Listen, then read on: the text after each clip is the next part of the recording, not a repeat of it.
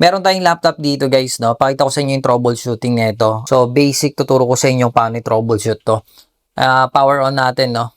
Ayan, kung makikita nyo, ayaw niya mag-power on. Ayan. So, try natin ilagay yung charger niya. So, charger, good naman yan.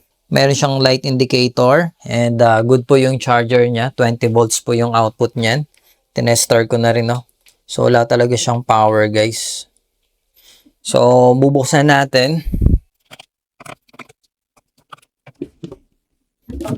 So, una gagawin natin, guys, no? Dapat check muna natin yung physical ng motherboard. Baka may mga corrosion. Number 1 dyan, mga corrosion talaga.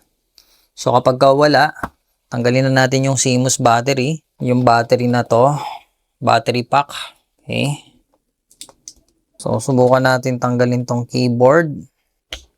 So, bakit nga ba natin pinadisconnect yung keyboard, guys, at saka yung hard drive? So, kapag nagma-malfunction na yung keyboard natin, there are cases, guys, no, based lang sa experience natin, no, kapag grounded na yung keyboard natin, pwede maging cause din po yan kung bakit ayaw mag-power on ng laptop natin. Sa hard drive, hindi siya ganun guys, no, pero usually pag nagto-troubleshoot ako, tinatanggal ko talaga yung ibang computer parts or laptop parts, no. So, plug natin, guys, yung adapter. Alright, and then power on natin. Ay, nakita nyo kusa siyang umikot yung fan. So, tingnan natin muna. Okay, so namatay siya. Okay, so power on natin. Ayan. So, 1, 2, 3, 4. May mga laptop na kailangan ilong press mo. Wala. GG. Isa pa. Ayun, nag-power, oh. O, di ba? So, na-stuck lang. Nakita nyo, gumana siya. So, ito yung sasabihin ko sa inyo, guys, no? Ayan.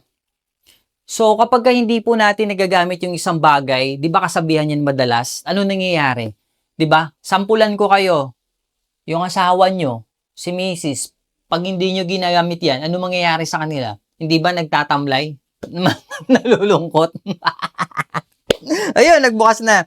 Ayan, so happy Mother's Day sa mga mamis dyan, no? Mga nanay. Yun, no? Oh, diba? Sabi ko sa inyo eh.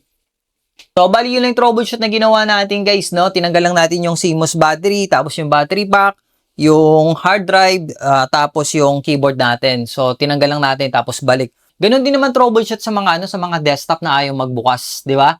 Di ba, mga technician? Na sorry peace. Okay? So, yun. Boom. Yan, tinanggal ko na siya. Working pa naman yung battery niya. O, di ba? So, para sa mga may gusto ng laptop repair guide, ilalagay ko sa comment section kasama ng Shopee natin. So, yung Shopee link po natin, guys, no, paki-click na lang whether bibili kayo o hindi. Okay? So, malaking tulong na po sa akin yun. So, sa mga gustong matuto. Okay? Thank you guys, and God bless you.